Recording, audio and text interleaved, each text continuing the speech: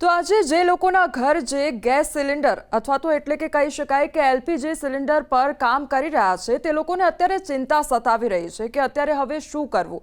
આ સિવાય જો વાત કરવામાં આવે કે જેનું કામકાજ કોમર્શિયલ ગેસ સિલિન્ડરથી થઈ રહ્યું છે એટલે કે જે લોકો હોટલ ચલાવી રહ્યા છે નાની અમથી અથવા તો રેસ્ટોરન્ટ ચલાવી રહ્યા છે તે લોકોને પણ અત્યારે મુશ્કેલીનો સામનો કરવો પડી રહ્યો છે કારણ કે ગેસની અછત વર્તાઈ રહી છે। તે લોકોને લાંબી લાઈનોમાં ઊભું રહેવું પડી રહ્યું છે। આ બધી જ અસર શા માટે જોવા મળી રહી છે તો મિડલ ઈસ્ટમાં જે યુદ્ધની પરિસ્થિતિ સર્જાઈ છે તેના કારણે આ અછત વર્તાઈ રહી છે। ત્યારે આવનારા સમયમાં હજુ પણ ભારત દેશમાં કયા પ્રકારે આપણને અસર જોવા મળી શકે છે, લોકોને કેટલી મુશ્કેલીઓનો સામનો કરવો પડી શકે છે તેના વિશે વાતચીત કરવી છે અને આ પરિસ્થિતિ શા માટે સર્જાઈ છે, આ આખી પરિસ્થિતિ શેના લીધે ઊભી થઈ છે તેના વિશે ચર્ચા કરવી છે। આપણી સાથે આ ચર્ચા કરવા માટે જોડાઈ ગયા છે વિદેશી બાબતોના જાણકાર જગદીશભાઈ વ્યાસ। સૌથી પહેલા તો જગદીશભાઈ, આપનું ન્યૂઝ 18 ગુજરાતીમાં સ્વાગત છે।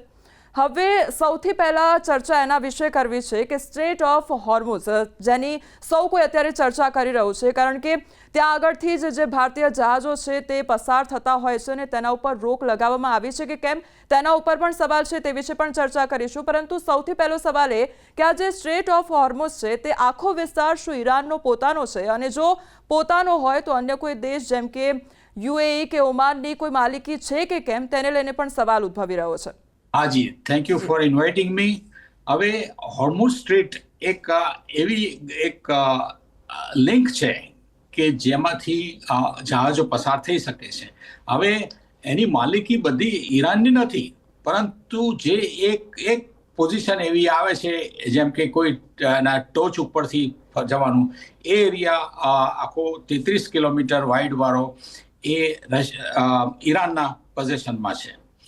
બાકી જે રીતે આખી ટનલ જઈ રહી છે એ પર્શિયન ગલ્ફથી શરૂ કરી અને ગલ્ફ ઓફ ઓમાન સુધી જાય છે અને ત્યાર પછી ત્યાંથી એ અરેબિક સીની અંદર થતું હોય છે। હવે રોજના 153 જહાજો ત્યાંથી જઈ શકતા હોય છે માલ સામાનના ભરેલા। એટલે એવું કહેવાય છે કે ત્યાંથી ઓઇલ માટે થઈને ખાસ કરીને, કારણ કે આમાં બધા જ કન્ટ્રીના ત્યાંથી જે પસાર થઈ શકતા હોય છે, પછી યુએઈ હોય કે ઇવન ઓમાન સુધી જઈ શકતા હોય છે। હવે જો આની અંદરથી લગભગ રોજના ઓઇલના 30 થી 35% વાહનો ત્યાંથી જઈ શકતા હોય અને એ અત્યારે બંધ કરી દેવામાં આવેલું છે। ખાસ કરીને ઈરાનનો જે પોર્શન છે તે પોર્શન એવો ક્રિટિકલ છે કે ત્યાંથી પસાર થવું જ પડે। હવે ઈરાને પોતાની કન્ડિશન મૂકેલી છે કે આ બધા કન્ટ્રીઝ ગલ્ફના જે 12 કન્ટ્રીઝ સાથે વાંધો છે તો એ લોકો જો અમેરિકા અને ઇઝરાયલના દૂતોને ત્યાંથી રવાના કરી નાખે તો જ એમની સાથે સંબંધ રાખશે અને તો જ એમના જવા દેશે।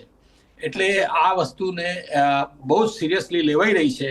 પરંતુ છેલ્લા 2 કલાકમાં એક સરસ સમાચાર આવેલા છે કે આપણા વિદેશ પ્રધાન જયશંકરે જ્યારે અબ્બાસ કે જે ઈરાનના વિદેશ પ્રધાન છે એની સાથે વાત કરી તો એમણે ભારતના તમામ જહાજો કે જે માલ સામાન જાય છે એને ત્યાં હોર્મુઝ સ્ટ્રીટમાંથી જવા દેવામાં આવશે।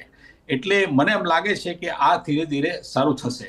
પરંતુ આપણે 90% ઓઇલ આપણે ઇમ્પોર્ટ કરીએ છીએ, ભારત 90% ઓઇલ ઇમ્પોર્ટ કરીએ છીએ।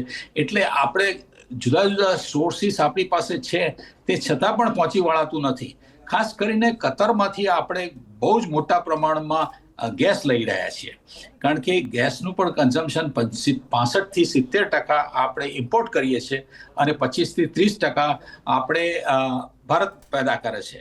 એટલે જે આપણે કહ્યું એમ જે ગેસના સિલિન્ડરને તકલીફ થઈ છે ગેસ માટેની એલપીજીની, એટલા માટે જ કે ભારત એટલી કેપેસિટી અત્યારે છે નહીં। ભલે સરકારે એમની કેપેસિટી વધારવા માટે કહી દીધેલું છે, પ્રોડક્શન વધારશે, પરંતુ કતરમાં એ લોકોએ ગેસનું આખું પ્રોડક્શન બંધ કરી દીધું છે, કારણ કે એમને જો ત્યાંથી નીકળી ના શકાતું હોય તો પછી પ્રોડક્શન કરવાનો કોઈ અર્થ નથી।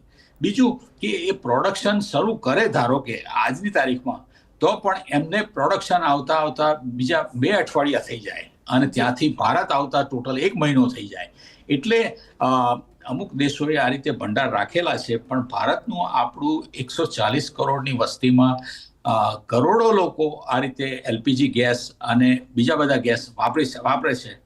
એટલા માટે થઈને આપણી ડિમાન્ડ વધારે છે, માટે આ મુશ્કેલી છે. જી જગદીશભાઈ, આપણે અધિકાર વિશે, માલિકી વિશે પણ વાત કરી રહ્યા હતા, ત્યારે સવાલ એ પણ થાય કે હોર્મુઝ સ્ટ્રેટની જ્યારે વાત આવે ત્યારે શું તેના પર માલિકી ઈરાનની જ જોવા મળી રહી છે, અને શું કોઈ એવા ધારાધોરણ, કાયદા, નિયમ કોઈ નક્કી કરવામાં આવ્યા છે ખરી? હા, અત્યાર સુધીમાં આ રીતે એક મ્યુચ્યુઅલ હતું, કારણ કે ઘણા બધા ખાડીના દેશો, ત્યાં યુએઈ, કતાર, એ બધા દેશોએ સહયોગથી અત્યારે ત્યાં ચાલતું હતું, કારણ કે એ લોકો પોતાના ઓઇલ અને ગેસ પ્રોડક્શન છે, પણ જ્યાં સુધી ત્યાંથી પસાર થઈને અરેબિક સીમાં ના જઈ શકે તો યુરોપ અને એશિયા, ખાસ કરીને ભારત બાજુ, તો એ લોકોના જહાજો, માલ સામાન આવી શકે એમ નથી. પરંતુ હોર્મુઝ સ્ટ્રીટની એક એવો કોર્નર છે જે 97 કિલોમીટરનો, એમાં 33 કિલોમીટર વાઇડ, એ ઈરાનની માલિકીમાં છે. હવે ઈરાન એમ કહે છે કે જ્યાં સુધી એમને અમેરિકા સાથે વાંધો છે, અને એના માટે હું 1 મિનિટ લઉં તો દુનિયામાં બે જ કમોડિટી અત્યારે ઇમ્પોર્ટન્ટ છે છેલ્લા યુગોથી. હવે એક છે પેટ્રોલ, મીન્સ કે ક્રૂડ ઓઇલ, અને બીજું છે ગોલ્ડ. અમેરિકા દુનિયાનું નંબર 1 કન્ટ્રી છે, મોટું માર્કેટ છે એમની પાસે, મોટું જીડીપી છે, બધું જ બરાબર છે, પરંતુ એમને નંબર 1 સ્ટેટ પર રહેવા માટે થઈને દુનિયામાં જ હંમેશા નજર રાખેલી છે. આ પહેલા આપણને ખબર છે, એમણે ઈરાક ઉપર હુમલો કરેલો છે, લિબિયા પર કરેલો છે, અફઘાનિસ્તાનમાં પણ એમને ખનીજમાં ઇન્ટરેસ્ટ હતો, વિયેટનામ, હમણાં આપણે તાજા દાખલા જોઈએ તો વેનેઝુએલા એમણે ટેક ઓવર કરી લીધું છે. અને હવે ઈરાનને એટલા માટે કે ઈરાન પાસે દુનિયાનો બીજા નંબરનો ઓઇલ છે એમની પાસે, એટલે અમેરિકાને ઓઇલ કિંગ બનવું છે.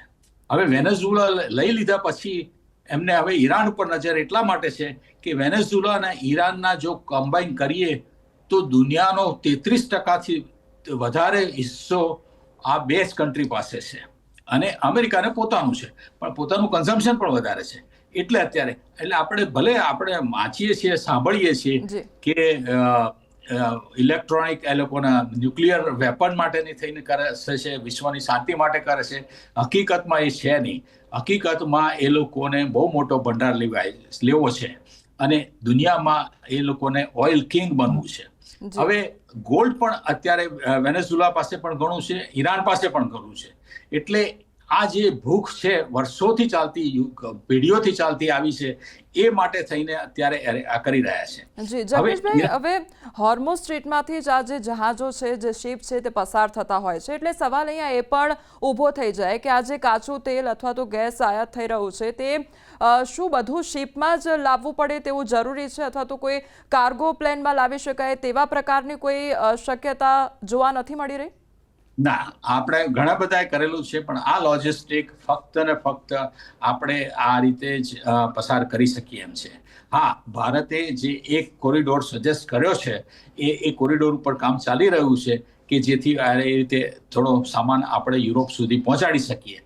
પરંતુ એ ઓલ્ટરનેટ માટે થઈને પણ જહાજમાં તો આપણે કોઈ સંજોગોમાં મોકલી શકતા નથી. આપણે ઘણી બધી એક્સપોર્ટ ઇમ્પોર્ટ જહાજથી કરતા હોઈએ છીએ, પરંતુ આ ઓઇલ એવી વસ્તુ છે કે ગેસ એવી વસ્તુ છે કે ગેસને પાઇપલાઇન અથવા તો તમે આ રીતે એના મોટા કન્ટેનરમાં જ તમે લાવી શકો. એટલા માટે થઈને આ અગત્યનું છે. હવે હોર્મુઝ સ્ટ્રીટ અત્યાર સુધી એટલી બધી હતી નહીં, કારણ કે ખાડીના બધા દેશોને એકબીજા સાથે સહયોગ હતો જ.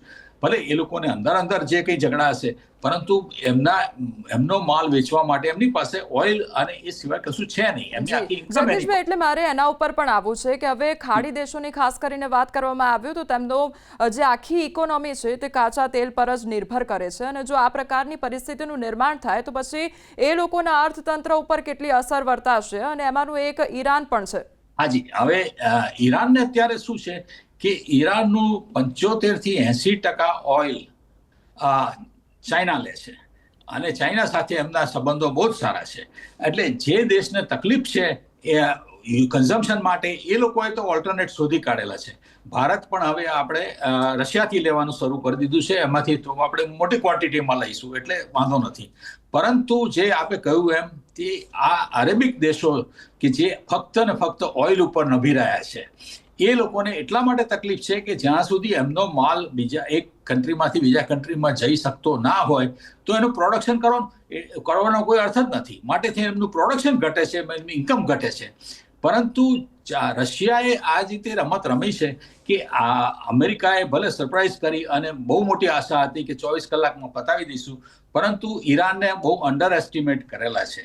ઈરાન બહુ મોટો દેશ છે, 8 કરોડની વસ્તી છે એમની, અને 80 કરોડની વસ્તી છે, અને એ લોકો પાસે બહુ મોટું આખી છે. અને છેલ્લા જ્યારે એમણે જોયું કે ઈરાક અને લિબિયા સાથે જે કર્યું અમેરિકાએ, એટલે એ લોકો સતર્ક થઈ ગયેલા છે. એટલા માટે એમણે જુદા જુદા 32 કમાન્ડો ઊભા કરેલા છે. કમાન્ડો એટલે એક આખા યુદ્ધના એક ગ્રુપ ઊભા કરેલા છે કે જે લોકો આ રીતે યુદ્ધમાં પોતે રહી શકે. અને એમની પ્રોસિજર આપણે જોઈએ તો અલગ અલગ મિસાઇલ્સ એમની પાસે છે દરેક ગ્રુપ પાસે. એટલે એક ગ્રુપ જો એની કમાન્ડો આખા યુદ્ધમાં જાય તો એમને કંઈ પણ તકલીફ થાય, એમની મિસાઇલ્સ ખલાસ થઈ જાય, તો બીજું કમાન્ડો ઊભો થઈ જાય. એટલે એ લોકોએ આ રીતે આખા ઈરાનને એ રીતે સરસ રીતે ડિવાઈડ કરેલું છે એમના ડિફેન્સ માટે થઈને, કે જે માટે અત્યારે અમેરિકાને તકલીફ પડી રહી છે. હવે ખાડીના દેશો જ્યાં સુધી આ વસ્તુને નહીં સમજી શકે, એમને ફક્ત એ જ છે ઈરાનનું કહેવું કે તમારે ત્યાં જે અમેરિકાના બેઝ કરેલા છે એ બેઝને અમારે નષ્ટ કરી નાખો, એની સાથે સંબંધ તમે તોડી નાખો, અમેરિકાને અલગ કરી નાખો, તો જ અમે તમારો સપોર્ટ આપીશું અને તો જ અમે તમને સપોર્ટ આપીશું. હવે અત્યારે 12 દિવસમાં ઘણું બધું એ લોકોએ સંભાળી લીધું છે, પરંતુ આ યુદ્ધ જો લાંબુ ચાલે, કે જે યુદ્ધ ખરેખર મિસાઇલો છોડવાની જરૂર નથી. હવે તો એ લોકોએ ઈરાને તો હવે પાણીની અંદર પણ એમણે બોમ્બ એવા મૂકેલા છે, અને આપણે એક બોમ્બનું જોઈ લીધું કે એક એણે બોમ્બ ઉડાડ્યો અને જેમાં થાઈલેન્ડનું શિપને નુકસાન કરેલું છે. તો એ હિસાબે જોઈએ તો ઈરાન આ યુદ્ધ માટે બહુ ઘણા વખતથી તૈયાર જ હતું, એમને ખબર જ હતી.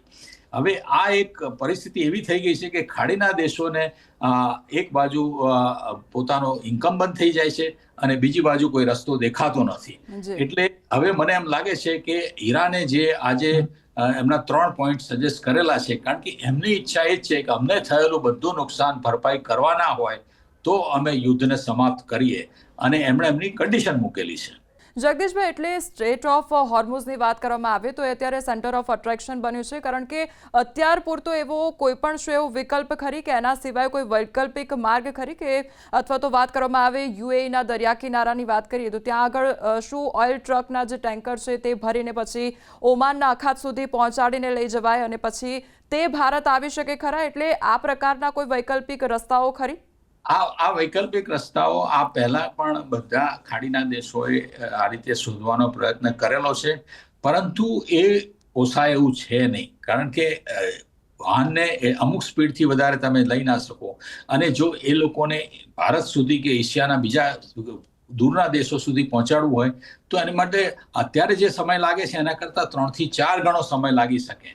હવે આ વિકલ્પને ધારો કે શરૂ કરે તો પણ એ ક્રૂડ એ ઓઇલ પહોંચતા રિફાઇનરી સુધી પહોંચતા 2 મહિના 3 મહિના સુધી સમય લાગતો હોય તો એની પાસે એનો વિકલ્પ એટલો બધો અત્યારે વાયેબલ નથી. તે છતાં બધા પ્રયત્ન કરી રહ્યા છે, પરંતુ જ્યાં સુધી આ રસ્તામાં એ લોકોએ અમેરિકા સાથેનો સહયોગ ઓછો કરી નાખે અથવા એમના ડિપ્લોમેટ્સને ત્યાંથી હાંકી કાઢે તો કદાચ ઈરાન પોતે તૈયાર થઈ જાય. પરંતુ ઈરાને હવે એમને પણ નુકસાન ઘણું થયેલું છે, એટલે એમની જે કન્ડિશન મૂકેલી છે એ ઉપરથી આપણે જોઈએ એટલે મને એમ લાગે છે કે 2 દિવસની અંદર અમેરિકાએ થોડું ઝૂકવું પડશે. ભલે વાતો એક તરફની છે, પરંતુ આ હકીકતમાં એ લોકોએ સ્વીકારવું પડશે, અને આઈ વિશ કે પછી બધું નોર્મલ થઈ જાય. તે પણ એના માટે પણ ઓછામાં ઓછું 2 અઠવાડિયાથી 1 મહિના સુધીનો સમય લાગશે. હવે આપણી પરિસ્થિતિની વાત કરીએ જગદીશભાઈ, તો 50 થી 55% જેટલું આપણે કાચું તેલ જે છે તે આયાત કરીએ છીએ, 90% જેટલું એલપીજી જે છે તે પણ આપણે હોર્મુઝનો જે માર્ગ છે ત્યાંથી આયાત કરીએ છીએ. એટલે એમાંથી કયા દેશમાંથી કેટલો હિસ્સો છે તે પણ સવાલ ઉદ્ભવી રહ્યો છે, અને શું એવું થઈ શકે આગામી સમયમાં કે જે સાઉદી અરેબિયા પાસે જે રેડ સી સુધી પાઇપલાઇન છે તેનો ઉપયોગ કરવામાં આવી શકે? એક કન્ટ્રી સાથેનો કરી શકવાના છીએ, પરંતુ જ્યાં સુધી કતર એલપીજી પોતે ગેસનું પ્રોડક્શન શરૂ ના કરે અને સપ્લાય ના કરે, કેમ કે આપણે જે 90% એલપીજી ઇમ્પોર્ટ કરીએ છીએ એનો 60 થી 70% ભાગ ફક્ત ને ફક્ત આપણે કતારમાંથી લઈ રહ્યા છીએ. એટલે એક દેશમાંથી કંઈક મળે એક પેચ વર્ક છે, થોડા સમય માટેનું છે, પરંતુ જ્યાં સુધી આખું complete Hormuz straight normal function ના થઈ જાય, રોજના 155 જેટલા જહાજો ત્યાંથી પસાર થતા ના થઈ જાય, ત્યાં સુધી એટલી બધી રાહતની એ થવાની નથી. હવે રેડ સીની વાત થઈ રહી છે ત્યારે સવાલ એ પણ થાય છે કે જે બાબ-અલ બંદાદ સ્ટ્રેટ છે તેની વાત કરવામાં આવે તો ત્યાંથી જે પસાર થાય છે તેનો ઉપયોગ થઈ શકે કેમ, તેનો પણ સવાલ ઉદ્ભવી રહ્યો છે. અને ત્યાં કોઈ પણ પ્રકારનો ખતરો છે કે કેમ, કારણ કે ઈરાનની જો વાત કરવામાં આવે તો ઈરાન ત્યાં પણ હુથીને જ સમર્થન આપી શકે તેવા દાવા થઈ રહ્યા છે. એટલે આ પરિસ્થિતિમાં શું થઈ શકે છે? એટલે ઈરાને આ લેવલ પર એમણે સ્ટડી કરી દીધેલો છે અને એમાં પણ મુશ્કેલી તો ઊભી થવાની જ છે. હવે સવાલ એ થાય છે કે આ અરેબિક કન્ટ્રીઝ જ્યાં સુધી બધા એક સંગઠન ઊભું ના થઈ શકે, અને યુરોપ સાથે આપણે જોયું કે હવે G7ની એ લોકોએ ઇમરજન્સી મિટિંગ બોલાવી એમના વિદેશ પ્રધાનની, અને પછી બીજે દિવસે એમના લીડર્સની પણ મિટિંગ કરી.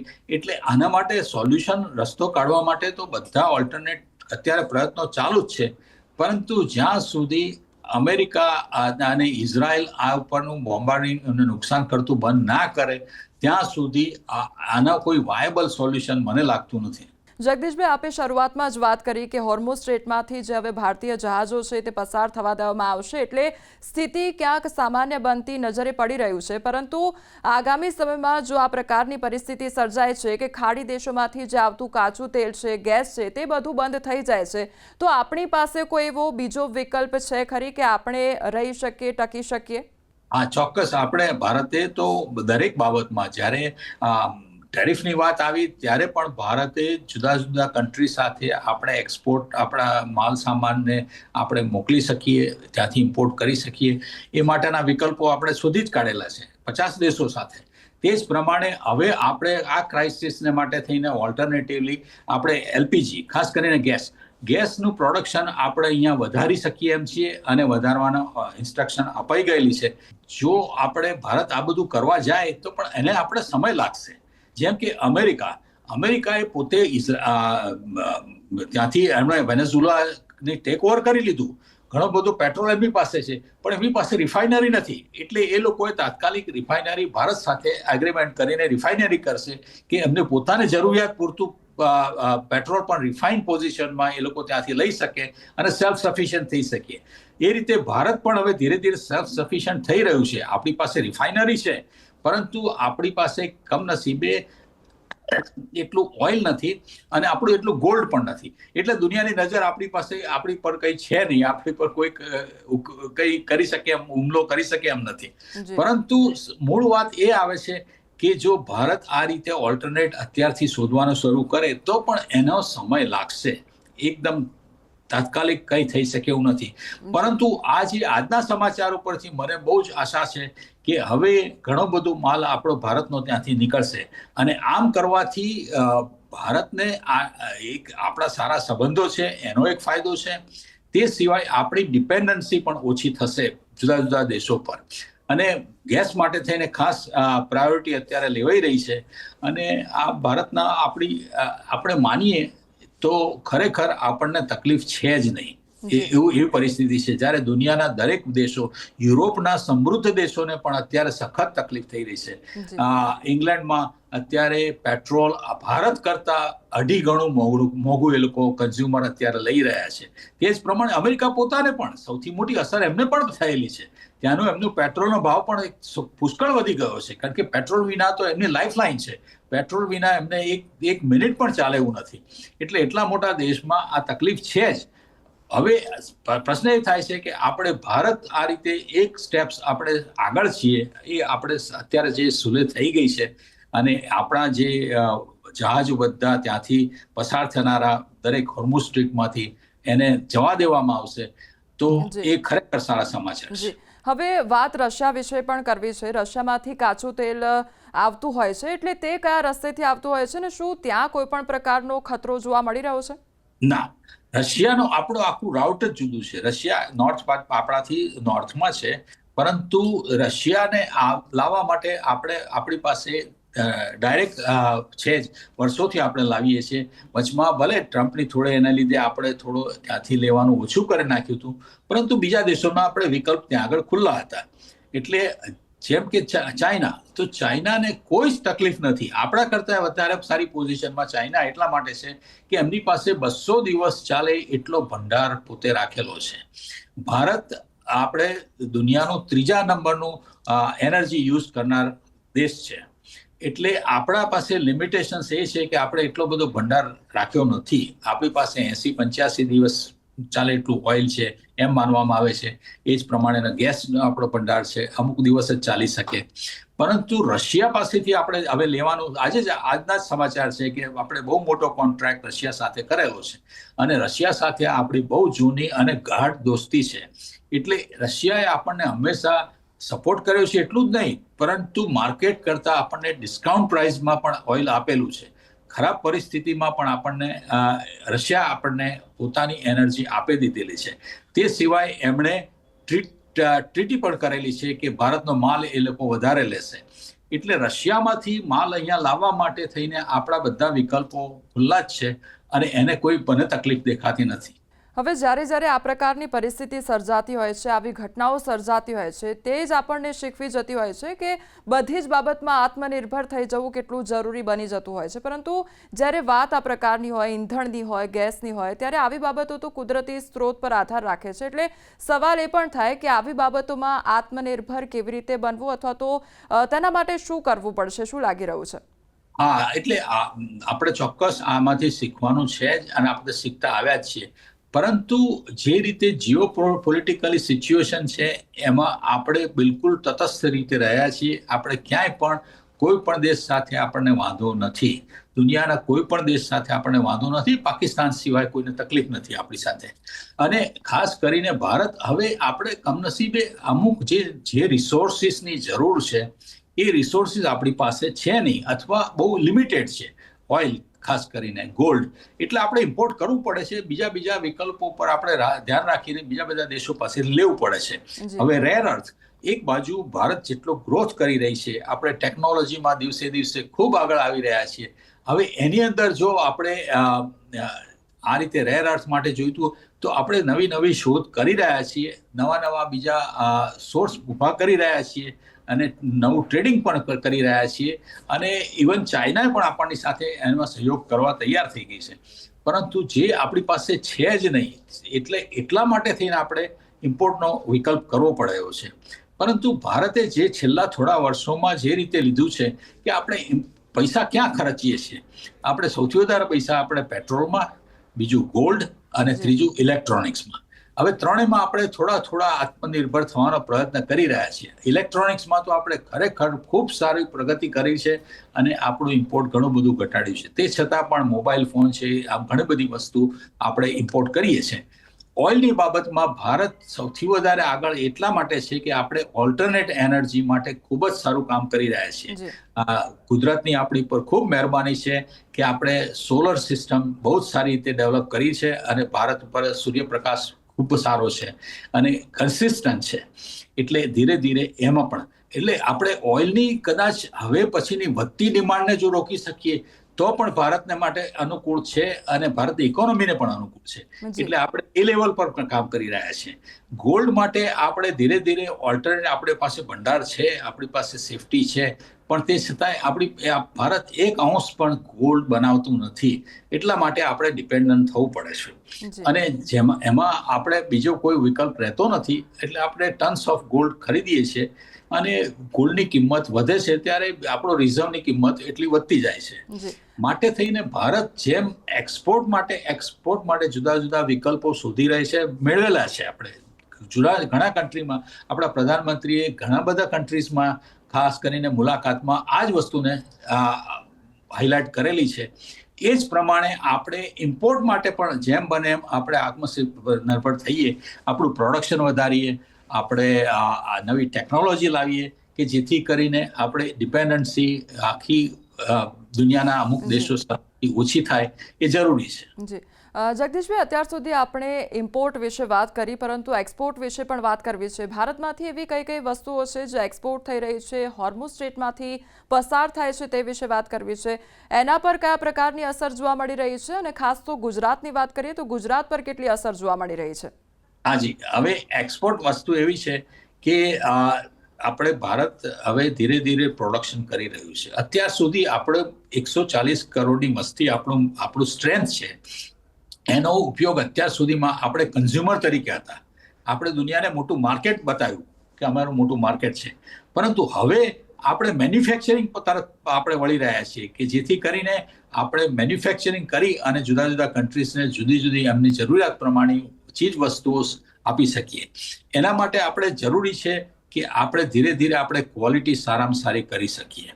આપણી પાસે ટેક્સટાઇલ, જેમ્સ એન્ડ જ્વેલરી અને ઘણા બધા ઇન્ડસ્ટ્રીઝ એવા છે કે જેમાં આપણે ખૂબ આજે આગળ વધી શકીએ એમ છે, અને ઘણા બધા કન્ટ્રીઝમાં આપણી આ રિલેશનશિપને કામ કરી શકીએ એમ છે. બીજી બાજુ ભલે રૂપિયો ડાઉન જઈ રહ્યો છે, હમણાં છેલ્લા 6 મહિનાથી જે સ્પીડથી જવું જોઈએ એના કરતાં પણ વધારે સ્પીડથી ડાઉન જઈ રહ્યો છે. ઘણા બધા પરિબળો છે, પરંતુ એમાં એક વસ્તુ તો સારી છે કે રૂપિયો ડાઉન જવાથી આપણે એક્સપોર્ટ આપણું વધી શકે છે. ભારતનો માલ દુનિયાને વધારે સસ્તો લાગે છે. એટલા માટે થઈને પણ આપણે જે વસ્તુ નેગેટિવ છે એને આપણે પોઝિટિવલી આપણે જો ગણીએ તો એક વસ્તુ છે. બીજું કે રૂપિયો ડાઉન જાય છે એમાં આપણા ટુરિઝમને પણ મોટો ફાયદો છે, કારણ કે પરદેશથી આવતા લોકો અહીંયા આગળ એમને ભારત સસ્તું લાગે છે અને એના કારણે પણ મોટો ફાયદો થાય છે. એટલે એક રીતે આપણે જે એક્સપોર્ટ કરીએ છીએ તે જરૂરી નથી કે એ બધો માલ જ આપણે એક્સપોર્ટ કરીએ. આપણે આજે અત્યારે પ્રતિકૂળ સંજોગો આવે કે રૂપિયો ડાઉન જાય એ ભારતના આપણા હાથમાં છે જ નહીં. દુનિયાની બધી કરન્સી ડાઉન છે, બધી કરન્સી ડાઉન છે. એટલું જ નહીં, આપણે હંમેશા ડોલરને વાંક કાઢતા હોઈએ છીએ, પણ આપણે જોઈએ તો યુરો પણ ખૂબ વધારે પડતો. જગદીશભાઈ, એટલે સવાલ એ પણ થઈ રહ્યો છે કે ગુજરાતની પણ આપણે વાત કરીએ છીએ ત્યારે ગુજરાતમાં એવી બનતી કઈ કઈ વસ્તુઓ છે કે જે આ માર્ગ પરથી પસાર થતી હોય છે, એક્સપોર્ટ કરવામાં આવતી હોય છે? આપણા માટે ટેક્સટાઇલ બહુ મોટું માર્કેટ છે. આપણી પાસે જેમ્સ એન્ડ જ્વેલરીનું બહુ મોટું માર્કેટ છે કે જે આપણા આખા ભારતની અંદર સૌથી વધારે પડતું છે, અને આપણે વર્ષોથી એસ્ટાબ્લિશ કરેલું છે, અને એમાં ધીરે ધીરે આપણે વધી રહ્યા છીએ. એટલે એ પણ કરી શકીએ છીએ. લેટલી આપણે જોયું થોડા વર્ષોમાં આપણે ટેકનોલોજી ખૂબ વિકસાવેલી છે, અને હવે એ ટેકનોલોજીનો ઉપયોગ કરીને આપણે ઘણી વસ્તુ કરતા થઈશું. એટલે આ પરિસ્થિતિ એવી આવશે કે જેને કારણે તમે ગુજરાતને ફાયદો થતો આવ્યો છે અને થતો રહેશે જ. હવે જ્યાં સુધી આ પરિસ્થિતિને આપણે પોઝિટિવ આખું એક પરિવર્તનમાં ના લાવીએ ત્યાં સુધી આપણે સારી ક્વોલિટી બનાવવી પડશે. જી જગદીશભાઈ, છેલ્લે આપને એ જ પૂછવા માંગીશ કે હવે જે લોકો આપણને જોઈ રહ્યા છે તેમને આપ શું કહેવા માંગશો, કારણ કે લોકો અત્યારની પરિસ્થિતિમાં પેનિક થઈ રહ્યા છે, એટલે લોકોને શું સલાહ આપવા માંગશો? હા, લોકો નમ્ર વિનંતી એ જ છે કે અત્યારે તમારે જરૂર પૂરતો ગેસ રાખો. ભારત સરકાર કમિટેડ છે અને આટલા બધા લોકોને કોઈ તકલીફ પડશે નહીં એનું એ લોકો સંપૂર્ણ પ્રાયોરિટી તરીકે અત્યારે આ વસ્તુને લઈ રહ્યા છીએ. ખાસ કરીને જે કોમર્શિયલ એલપીજી બંધ કરેલું છે એમાં મને ખબર છે કે રેસ્ટોરન્ટ્સને અસર થઈ રહી છે. ખાસ કરીને અત્યારે અમુક હોસ્ટેલ જુઓ તો ત્યાં આગળ વપરાતું હોય છે, અમુક એ હોસ્પિટલ્સ છે એમના કાફેટેરિયામાં, અમુક કંપનીઓ પોતાના સ્ટાફના મેમ્બર્સ માટે લંચ અને ડિનર બનાવતા હોય છે. એ અમુક સિલેક્ટેડ આઇટમ્સ એવી છે કે જ્યાં આગળ એ લોકોને એલપીજીની જરૂર છે. એના માટે હું ઈચ્છું કે સરકાર અમુક એક્ઝેમ્પશન ઊભું કરે અને અમુક આવા જે જ્યાં આગળ લોકોને જ અસર પડતી હોય છે, જેમ કે ઘરની ગૃહિણીને અસર ના પડે માટે થઈને કર્યું છે. તે જ પ્રમાણે અમુક 2-3-4 સેક્ટર એવા છે કે જ્યાં આગળ આ લોકો માટે હોસ્ટેલ્સ માટે કે હોસ્પિટલ્સ માટે કે આવા માટે ગમે તેમ કરીને એમને એલપીજીની વ્યવસ્થા કરી શકે તો આપણે એક સામાન્ય પરિસ્થિતિ એવી ઊભી કરી શકીએ લોકોને, તે ફીલ હેપી ફોર ઇટ. એટલા માટે જરૂરી છે. બાકી જો અત્યારે તમે સંગ્રહ કરવાનો વિચાર કરશો તો આપણે એ મેન્ટાલિટી બદલવી પડશે. મને બહુ વર્ષો પહેલાનો વિડીયો પહેલાનો એક કિસ્સો મેં વાંચ્યો હતો કે ઇંગ્લેન્ડની અંદર ઘણા વર્ષો પહેલા શુગરની બહુ જ મોટી તંગી ઊભી થઈ હતી અને એના માટે ક્રાઇસિસ ઊભો થયો હતો. તો એકવાર એક જગ્યાએ ઇંગ્લેન્ડની અંદર બહુ જ મોટી લાઈન હતી. જી જગદીશભાઈ, એટલે આ પ્રકારની પરિસ્થિતિ પણ જ્યારે સર્જાય છે ત્યારે લોકો સંગ્રહ કરવાનું શરૂઆત ન કરે અને લોકો પેનિક ન કરે તેનું ખાસ લોકોએ ધ્યાન રાખવાની જરૂર છે. આપ અમારી સાથે જોડાયા તે બદલ આપનો ખૂબ ખૂબ આભાર. Thank you. તો અત્યારે જે યુદ્ધની પરિસ્થિતિ મિડલ ઇસ્ટમાં જોવા મળી રહી છે તેની અસર ક્યાંક થોડા અંશે ભારતમાં જોવા મળી રહી છે. લોકો પેનિક કરી રહ્યા છે, પરંતુ ભારતીય તંત્ર છે તે અછત ન વર્તાય તેના લઈને કામ કરી રહ્યું છે અને સાથે સાથે જે સ્ટ્રેટ ઓફ હોર્મુઝ છે ત્યાંથી પણ ભારતીય જહાજો હવે પસાર થવા દેવામાં આવશે તેવી વાતો સામે આવી રહી છે. ત્યારે હવે આવનારા સમયમાં કયા પ્રકારની પરિસ્થિતિ જોવા મળે છે તે પણ જોવાનું રહેશે.